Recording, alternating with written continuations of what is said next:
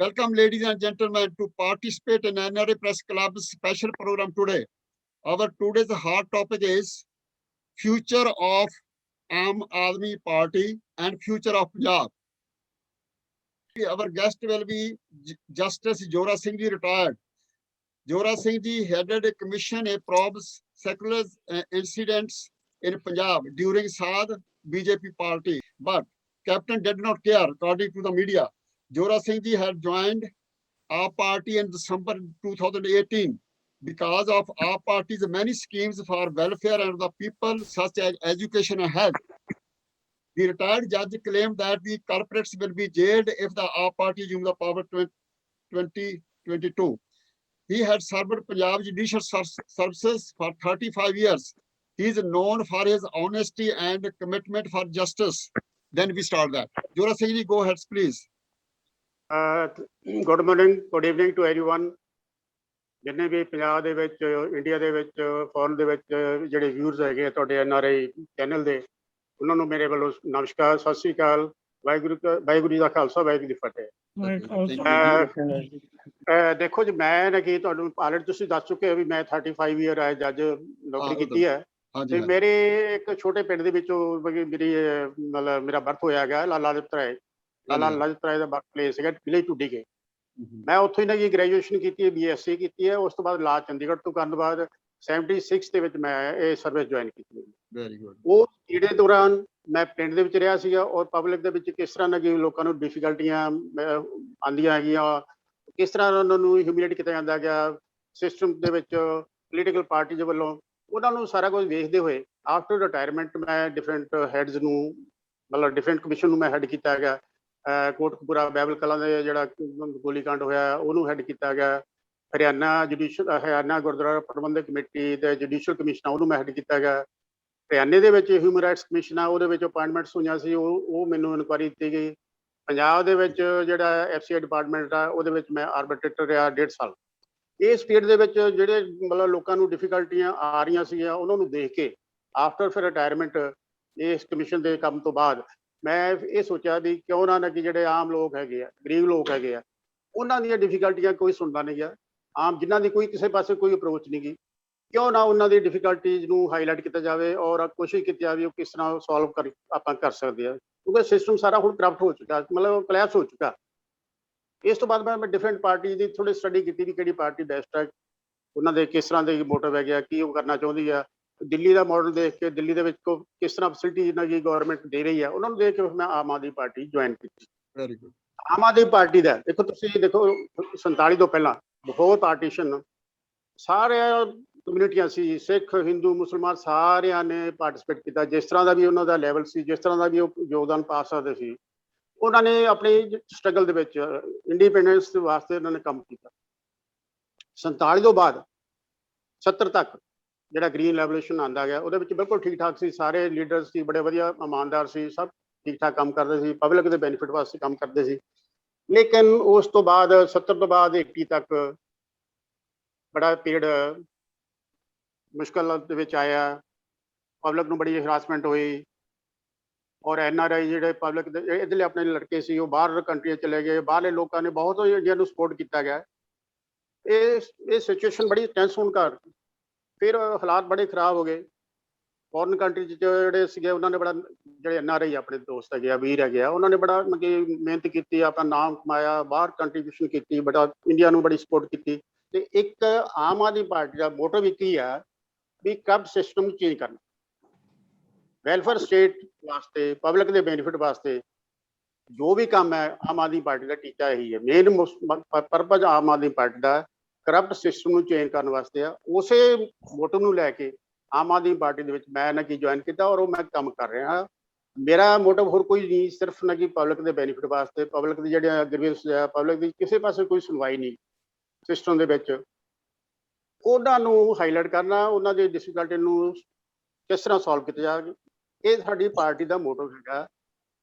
ਇਸ ਸਿਸਟਮ ਨੂੰ ਚੇਂਜ ਕਰਨਾ, ਕਰਪਟ ਸਿਸਟਮ ਨੂੰ ਚੇਂਜ ਕਰਨਾ, ਵਧੀਆ ਐਜੂਕੇਸ਼ਨ ਲੈਣੀ, ਹੈਲਥ ਸਿਸਟਮ ਨੂੰ ਚੇਂਜ ਕਰਨਾ, ਹੈਲਥ ਤੋਂ ਬਿਲਕੁਲ ਫ੍ਰੀ ਮਤਲਬ ਮੈਡੀਕਲ ਏਡ ਸਾਰਿਆਂ ਨੂੰ ਪ੍ਰੋਵਾਈਡ ਕਰਨੀ, ਐਜੂਕੇਸ਼ਨ ਦਾ ਸਟੈਂਡਰਡ ਰੇਜ਼ ਕਰਨਾ ਔਰ ਬਾਕੀ ਜਿੰਨੀਆਂ ਵੀ ਡਿਫਿਕਲਟੀ ਹੈਗੀਆਂ, ਜਿੰਨੇ ਸਕੈਮ ਹੈਗੇ ਆ, ਤੁਸੀਂ ਦੇਖੋ ਇੰਡੀਆ ਦੇ ਵਿੱਚ ਪੰਜਾਬ ਦੇ ਵਿੱਚ ਕਿੰਨੇ ਸਕੈਮ ਆ, ਮਾਫੀਆ ਸਾਰੇ ਮਾਫੀਆ ਜਿਹੜੇ ਚੱਲ ਰਹੇ ਆ, ਐਕਸਾਈਜ਼ ਦਾ ਹੈਗਾ, ਆਪਣੇ ਟਰਾਂਸਪੋਰਟ ਦਾ ਹੈਗਾ, ਲੈਂਡ ਦਾ, ਸੈਂਡ ਦਾ ਹੈਗਾ, ਲਿਕਰ ਦਾ, ਕੇਬਲ ਮਾਫੀਆ, ਇਹ ਸਾਰੇ ਮਾਫੀਆ ਦੇ ਉੱਤੇ ਕੰਟਰੋਲ ਜਿਹੜੇ ਕਿ ਬੈਡ ਐਲੀਮੈਂਟਸ ਜਿਹੜੇ ਕਿ ਲੀਡਰ ਬਣੇ ਹੋਏ ਆ, ਜਿਹੜੇ ਕਿ ਮਤਲਬ ਆਮ ਜਿਹੜੇ ਲੋਕਾਂ ਨੂੰ ਸਹੂਲਤਾਂ ਦੇਣ ਦੀ ਬਜਾਏ ਉਹ ਸਾਰਾ ਪੈਸਾ ਇਕੱਠਾ ਕਰਕੇ ਆਪਣੀ ਜੇਬ 'ਚ ਪਾ ਰਹੇ। ਸਿਸਟਮ ਸਾਰਾ ਨਾ ਕਲੈਪਸ ਹੋ ਗਿਆ, ਕਿਸੇ ਦੀ ਕੋਈ ਸੁਣਵਾਈ ਨਹੀਂ। ਇਹ ਸਾਰਿਆਂ ਨੂੰ ਚੇਂਜ ਕਰਨ ਵਾਸਤੇ ਆਮ ਆਦਮੀ ਪਾਰਟੀ ਦਾ ਬਸ ਇੱਕੋ ਹੀ ਏਮ ਹੈ, ਕਰਪਟ ਸਿਸਟਮ ਨੂੰ ਚੇਂਜ ਕਰਨਾ ਤੇ ਲੋਕਾਂ ਦੇ ਲਈ ਵੈਲਫੇਅਰ ਵਾਸਤੇ, ਪਬਲਿਕ ਦੇ ਵੈਲਫੇਅਰ ਵਾਸਤੇ ਕੰਮ ਕਰਨਾ। ਇਹ ਸਾਡੀ ਪਾਰਟੀ ਦਾ ਏਮ ਹੈ ਔਰ ਸੇਮ ਏਮ ਨੂੰ ਲੈ ਕੇ ਅਸੀਂ ਪੰਜਾਬ ਦੇ ਵਿੱਚ ਕੰਮ ਕਰ ਰਹੇ ਹਾਂ ਔਰ ਕਰਾਂਗੇ।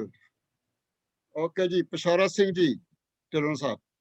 ਹਾਂਜੀ, ਸਤਿਕਾਰਯੋਗ ਜੱਜ ਸਾਹਿਬ, ਵਾਹਿਗੁਰੂ ਜੀ ਕਾ ਖਾਲਸਾ, ਵਾਹਿਗੁਰੂ ਜੀ ਕੀ ਫਤਿਹ। ਹਾਂ, ਵਾਹਿਗੁਰੂ ਖਾਲਸਾ, ਵਾਹਿਗੁਰੂ ਫਤਿਹ ਜੀ। ਕੀ ਹਾਲ ਹੈ ਜੀ ਸਰ ਜੀ? ਠੀਕ ਠਾਕ ਹੋ? Greetings from Central Valley California. Thank you. ਇਹ ਸਾਰੇ ਜਿਹੜੇ ਪੈਨਲ ਦੇ ਮੈਂਬਰ ਤੁਹਾਨੂੰ ਦਿਸ ਰਹੇ ਨੇ, ਇਹ ਦੇਸ਼ ਦੇ ਵੱਖੋ ਵੱਖਰੇ ਇਲਾਕਿਆਂ ਦੇ ਜਿਹੜੇ ਉਹ ਚਿੰਤਕ ਨੇ, ਜਿਨ੍ਹਾਂ ਨੂੰ ਪੰਜਾਬ ਬਾਰੇ, ਪੰਜਾਬੀਅਤ ਬਾਰੇ ਪਿਆਰ ਆ, ਉਹ ਤੁਹਾਡੇ ਨਾਲ ਇਸ ਵੇਲੇ ਮੁਖਾਤਬ ਨੇ। ਜੱਜ ਸਾਹਿਬ, ਬੇਅਦਬੀ ਸੰਬੰਧੀ ਬਣਾਏ ਉਸ ਜਸਟਿਸ ਜ਼ੋਰਾ ਸਿੰਘ ਕਮਿਸ਼ਨ ਵਜੋਂ ਤੁਹਾਡੀ ਡੈਡੀਕੇਟਿਡ ਸੇਵਾ ਨਿਭਾਉਣ ਲਈ ਖਾਸ ਤੌਰ ਤੇ ਪੰਜਾਬ ਤੇ ਪੰਜਾਬੀਅਤ ਨੂੰ ਪਿਆਰ ਕਰਨ ਵਾਲਾ ਹਰ ਪੰਜਾਬੀ ਤੁਹਾਡੇ ਨਾਂ ਤੋਂ ਵਾਕਿਫ ਹੈ, ਅਸੀਂ ਵੀ ਵਾਕਿਫ ਹਾਂ।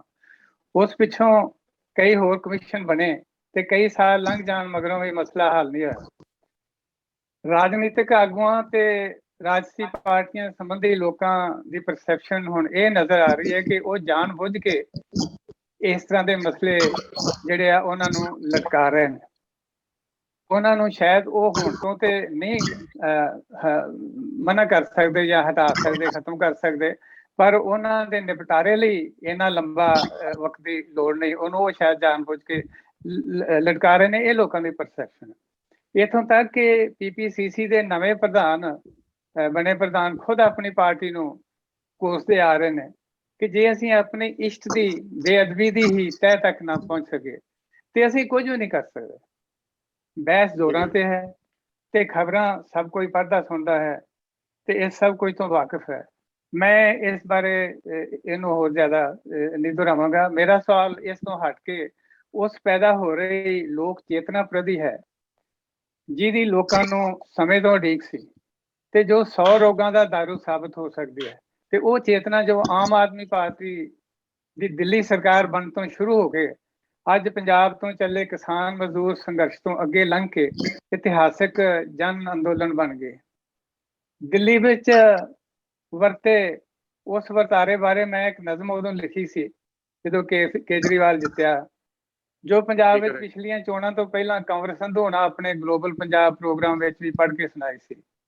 ਮੈਂ ਉਸੇ ਨਜ਼ਮ ਦੇ ਹਵਾਲੇ ਨਾਲ ਆਮ ਆਦਮੀ ਪਾਰਟੀ ਦੇ ਆਗੂਆਂ ਵਜੋਂ ਪੰਜਾਬ ਪ੍ਰਤੀ ਤੁਹਾਡਾ ਪ੍ਰਤੀਕਰਮ ਸੁਣਨਾ ਚਾਹੁੰਦਾ ਹਾਂ। ਇਸ ਨਜ਼ਮ ਵਿੱਚ ਆਮ ਨਾਗਰਿਕ ਦੀ ਭਾਵਨਾ ਹੈ ਤੇ ਮੇਰੀ ਮੁਰਾਦ ਹੈ ਕਿ ਕੀ ਇਸ ਨਜ਼ਮ ਵਿਚਲੀ ਉਸ ਭਾਵਨਾ ਨੂੰ ਤੁਸੀਂ ਵੀ ਵੇਖ ਸਕਦੇ ਹੋ ਕਿ ਜੇ ਉਹ ਆਮ ਨਾਗਰਿਕ ਆਮ ਆਦਮੀ ਪਾਰਟੀ ਦੀਆਂ ਅੱਖਾਂ ਵਿੱਚ ਅੱਖਾਂ ਪਾ ਕੇ ਵੇਖੇ ਤੇ ਕੀ ਉਹ ਇਹ ਭਾਵਨਾ ਸਾਕਾਰ ਹੁੰਦੀ ਵੇਖ ਸਕਦਾ ਹੈ। ਤੇ ਉਹ ਨਜ਼ਮ ਇਸ ਤਰ੍ਹਾਂ ਸੀ ਕਿ ਉਸ ਯੁੱਗ ਦਾ ਅੰਤ ਹੋਇਆ ਤੇ ਇਸ ਦਾ ਆਦ ਹੋਇਆ, ਸ਼ੁਕਰ ਹੈ ਇਹ ਹੋਇਆ ਚਾਹੇ ਦੇਰ ਬਾਅਦ ਹੋਇਆ। ਉਹ ਦੱਬ ਰਿਹਾ ਹੈ ਆਪੇ ਆਪਣੇ ਹੀ ਭਾਰ ਹੇਠਾਂ, ਯੁੱਗ ਬਦਲਦਾ ਤਿਲਸਮ ਤਾਂ ਬਿਨ ਆਵਾਜ਼ ਹੋਇਆ। ਇਸ ਰੁੱਤ ਵਿੱਚ ਬੜਾ ਕੁਝ ਝੜਨਾ ਤੇ ਮੁੜ ਪੁੰਗਰਨਾ ਤੇ ਸਭ ਸੰਵਰਨਾ, ਉਹ ਤਾਣਾ ਬਾਣਾ ਖਰਾਬ ਹੋਇਆ। ਇਸ ਦੌਰ ਵਿੱਚ ਨਾ ਰਹਿਣੇ ਰੰਗ ਨਸਲ ਦੇ ਬਖੇੜੇ, ਹਰ ਰੰਗ ਵਿੱਚ ਮਿਲੇਗਾ ਬੰਦਾ ਆਜ਼ਾਦ ਹੋਇਆ। ਹੁਣ ਧਰਤ ਮਾਂ ਦੇ ਸਾਰੇ ਰੋਸੇ ਤੇ ਤਾਨੇ ਮਿਹਣੇ, ਗਿਣ ਗਿਣ ਕੇ ਲਾ ਦਿਆਂਗੇ ਜੋ ਵੀ ਹਿਸਾਬ ਹੋਇਆ। ਸ਼ਾਇਦ ਇਹ ਗੱਲ ਮੈਨੂੰ ਤੁਹਾਡੇ ਜਿਹੜੇ ਤੁਸੀਂ 3-4 ਮਿੰਟ ਲਈ ਬੋਲੇ ਉਸ ਤੋਂ ਪਹਿਲਾਂ ਕਹਿਣੀ ਚਾਹੀਦੀ ਸੀ, ਤਾਂ ਕਿ ਕਿਉਂਕਿ ਉਹਦੇ ਵਿੱਚ ਤੁਸੀਂ ਕੁਝ ਜਵਾਬ ਜਿਹੜੇ ਨੇ ਉਹ ਸਮੇਟਣ ਦੀ ਕੋਸ਼ਿਸ਼ ਕੀਤੀ। ਪਰ ਜੇ ਮੈਂ ਇਹ ਪਹਿਲਾਂ ਤੁਹਾਨੂੰ ਇਸ ਗੱਲ ਤੋਂ ਵਾਅਦਾ ਕਰ ਦਿੰਦਾ ਤੇ ਸ਼ਾਇਦ ਤੁਹਾਨੂੰ ਹੋਰ ਸੌਖਾ ਹੋ ਜਾਂਦਾ ਇਹਦੇ ਬਾਰੇ ਕਹਿਣਾ। ਇਸ ਬਾਰੇ ਕੀ ਕਹਿਣਾ ਚਾਹੋਗੇ? ਦੇਖੋ, ਇਹ ਜਿਹੜੇ ਇੰਸੀਡੈਂਟ ਜਿਹੜਾ ਸ਼੍ਰੀ ਗੁਰੂ ਗ੍ਰੰਥ ਸਾਹਿਬ ਦੀ ਬੇਅਦਬੀ ਹੋਈ ਹੈ, ਇਹ ਸਾਰਿਆਂ ਨੂੰ ਪਤਾ ਹੈਗਾ ਜੂਨ 15 ਦੇ ਵਿੱਚ ਹੋਈ ਹੈ। ਉਸ ਤੋਂ ਬਾਅਦ ਗੁਰੂ ਗ੍ਰੰਥ ਸਾਹਿਬ ਜੀ ਦੇ ਜਿਹੜੇ ਅੰਗ ਹੈਗੇ ਆ ਉਹ ਬਰਾਮਦ ਹੋਏ। ਫਿਰ ਉਸ ਤੋਂ ਬਾਅਦ ਕੋਟਕਪੂਰਾ ਦੇ ਵਿੱਚ ਫਾਇਰਿੰਗ ਹੋਈ। ਉੱਥੇ ਜਦੋਂ ਆਮ ਪਬਲਿਕ ਜਿਹੜੇ ਕੀ ਆ ਸਿੱਖ ਜਥੇਬੰਦੀਆਂ ਮੁਜ਼ਾਹਰਾ ਕਰ ਰਹੀਆਂ ਸੀ, ਰੋਸ ਫੋਰਮ। ਉਸ ਤੋਂ ਬਾਅਦ ਬਾਈਬਲ ਕਲਾ ਦੇ ਫਾਇਰਿੰਗ ਹੋਈ, ਉੱਥੇ 2 ਨੌਜਵਾਨ ਸ਼ਹੀਦ ਹੋਏ। ਇਹ ਸਾਰਾ ਇਨਸੀਡੈਂਟ ਹੋ ਗਿਆ ਵੱਖਰੇ ਵੱਖਰੇ ਜਗ੍ਹਾ ਤੇ। ਕਮਿਸ਼ਨ ਬੈਠਾ, ਕਮਿਸ਼ਨ ਦਾ ਮੈਨੂੰ ਫਸਟ ਕਮਿਸ਼ਨ ਮੈਂ ਸਿੰਗਲ ਮੈਨ ਕਮਿਸ਼ਨ ਸੀਗਾ, ਔਰ ਮੈਨੂੰ 3 ਮਹੀਨੇ ਦਾ ਟਾਈਮ ਦਿੱਤਾ ਗਿਆ ਸੀ ਆਪਣੀ ਰਿਪੋਰਟ ਸਬਮਿਟ ਕਰਨ ਵਾਸਤੇ। ਲੇਕਿਨ ਮੈਂ ਨਵੰਬਰ 15 ਦੇ ਵਿੱਚ ਜੁਆਇਨ ਕੀਤਾ, ਲਾਸਟ ਵੀਕ ਆਫ ਨਵੰਬਰ।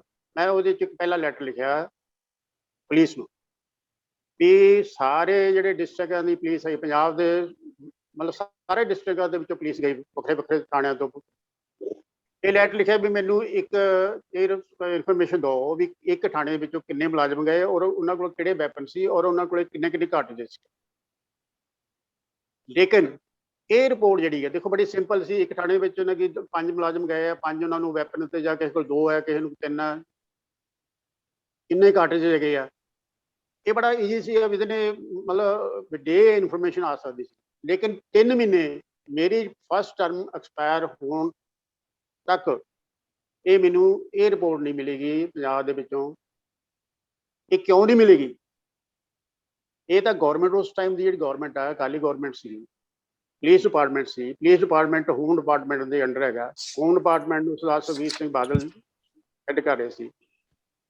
ਇਹ ਜਿਹੜੀ ਬੜੀ ਸਿੰਪਲ ਇਨਫੋਰਮੇਸ਼ਨ ਸੀਗੀ, ਆਪਣੇ ਡਿਫਰੈਂਟ ਪੁਲਿਸ ਸਟੇਸ਼ਨ ਤੋਂ ਆਉਣੀ ਸੀਗੀ। 3 ਮਹੀਨੇ 'ਚ ਉਹ ਇਨਫੋਰਮੇਸ਼ਨ ਨਹੀਂ ਆਈ। ਸੈਕੰਡ, ਉੱਥੇ ਡਿਫਰੈਂਟ ਜਥੇਬੰਦੀਆਂ ਧਰਨਾ ਲਾਇਆ ਹੋਇਆ ਸੀ। ਉਹਨਾਂ ਨੇ ਕਿਹਾ ਵੀ ਇਹ ਨਗੀ ਜਿਹੜੇ ਸ਼ੱਕੀ ਆਦਮੀ ਆ, 6 ਆਦਮੀ ਉਹਨਾਂ ਨੇ ਨਾਂ ਦੱਸੇ, ਉਹ ਸ਼ੱਕੀ ਆਦਮੀਆਂ ਨੂੰ ਤੇ ਸ਼ੱਕ ਹੈਗਾ ਤੇ ਉਹਨਾਂ ਨੂੰ ਤੁਸੀਂ ਇੰਟਰੋਗੇਟ ਕਰੋ। ਲੇਕਿਨ ਮੇਰੀ ਰਿਪੋਰਟ, ਮੈਂ 3 ਮਹੀਨੇ ਤੋਂ ਬਾਅਦ ਮੇਰੀ ਫਿਰ 3 ਮਹੀਨੇ ਦੀ ਫਿਰ ਐਕਸਟੈਂਸ਼ਨ ਹੋਈ। ਮੈਂ ਜੂਨ 2016 ਵਿੱਚ ਆਪਣੀ ਰਿਪੋਰਟ ਸਬਮਿਟ ਕੀਤੀ। ਮੇਰੀ ਰਿਪੋਰਟ ਸਬਮਿਟ ਕਰਨ ਤੱਕ 5ਵੇਂ ਮਹੀਨੇ 'ਚ IG, DIG, SSP ਪੇਸ਼ ਹੁੰਦੇ ਗਿਆ। ਉਸ ਦਿਨ ਤੱਕ, ਪੇਸ਼ ਹੋਣ ਤੱਕ, ਮੇਰੀ ਰਿਪੋਰਟ ਦੇਣ ਤੱਕ ਕਿਸੇ ਨੂੰ ਸਸਪੈਕਟਡ ਆਦਮੀ ਜਿਹੜਾ ਸੀ ਉਹਨੂੰ ਅਰੈਸਟ ਨਹੀਂ ਕੀਤਾ, ਨਾ ਇੰਟਰੋਗੇਟ ਕੀਤਾ। ਫਾਇਰਿੰਗ ਹੁੰਦੀ ਹੈ, ਫਾਇਰਿੰਗ ਦੇ ਵਿੱਚ ਡਿਫਰੈਂਟ ਥਾਣਿਆਂ ਤੋਂ ਉਹਨਾਂ ਦੀ ਜਿਹੜੇ ਰਿਪੋਰਟ ਆਉਂਦੀ ਹੈ, ਮਤਲਬ 3 ਮਹੀਨੇ ਦੀ ਐਕਸਪਾਇਰੀ ਤੋਂ ਬਾਅਦ ਰਿਪੋਰਟ ਆਉਂਦੀ ਹੈ। ਉਹਦੇ ਵਿੱਚ 26 ਆਦਮੀਆਂ ਦੇ ਕੋਲੇ ਵੈਪਨ ਆ, ਜਿਹੜਾ ਕਿ ਉਹ ਜਿਹੜੇ ਇੱਕ ਬੁਲਟ ਜਿਹੜਾ ਹੈਗਾ ਇੱਕ ਡੈਡ ਬੋਡੀ 'ਚ ਮਿਲਦਾ ਗਿਆ। ਉਹਦਾ ਬੋਰ ਹੈਗਾ 7.62 7.62 ਬੋਰ ਹੈਗਾ। ਲੇਕਿਨ ਉਹ 7.62 ਬੋਰ ਦੇ ਜਿਹੜੇ ਵੈਪਨ ਹੈਗੇ ਆ, AK-47, ਸਟੇਨ ਗਨ ਵਗੈਰਾ ਜਿਹੜੇ ਹੈਗੇ ਆ, ਉਹ 26 ਆਦਮੀਆਂ ਕੋਲੇ ਹੈਗੇ ਆ। ਉਹ 26 ਆਦਮੀਆਂ ਦੀ ਲਿਸਟ ਹੈਗੀ ਵਿੱਚ ਲੱਗੀ ਰਿਪੋਰਟ ਦੇ ਵਿੱਚ, ਉਹਨਾਂ ਦੇ ਨਾਂ ਹੈਗੇ ਆ। ਲੇਕਿਨ ਉਹ 26 ਦੇ ਆਦਮੀਆਂ ਨੂੰ ਹਾਲ ਤੱਕ ਇੰਟਰੋਗੇਟ ਨਹੀਂ ਕੀਤਾ ਵੀ ਭਾਈ ਤੁਸੀਂ ਗੋਲੀ ਤੁਹਾਡੇ ਵਿੱਚੋਂ ਕਿਹਨੇ ਚਲਾਈ ਆ। ਜਿਹੜਾ ਗੌਰਮੈਂਟ, ਜਿਹੜੀ ਉਸ ਟਾਈਮ ਦੀ ਗੌਰਮੈਂਟ ਸੀ, ਉਹਦੀ ਕਨਾਈਵੈਂਸ ਨਾਲ ਸਾਰਾ ਹੋ ਰਿਹਾ ਸੀ। ਜਿਹੜੀ SIT ਬਣਦੀ ਹੈ, ਸਪੈਸ਼ਲ ਇਨਵੈਸਟੀਗੇਟਿਵ ਟੀਮ ਬਣਦੀ ਹੈ, ਉਹਦੇ 'ਚ ਮੈਂਬਰ ਹੈਗੇ 4, ਇੱਕ SP ਆ, 2 DSP ਆ, ਇੰਸਪੈਕਟਰ ਹੈਗੇ ਆ, DIG ਆ, ਇੱਕ SP ਲੈਵਲ ਦਾ ਆਦਮੀ ਜਿਹੜਾ ਹੈਗਾ ਉਹ ਆ ਕੇ ਮੈਂ ਕਹਿੰਦਾ ਹੈਗਾ ਕਿ ਮੈਂ ਤਾਂ ਜੀ SIT ਦਾ ਮੈਂਬਰ ਹੀ ਨਹੀਂ ਸੀ, ਨਾ ਤਾਂ ਮੈਂ ਇਨਵੈਸਟੀਗੇਸ਼ਨ ਕੋਈ ਪਾਰਟਿਸਿਪੇਟ ਕੀਤਾ।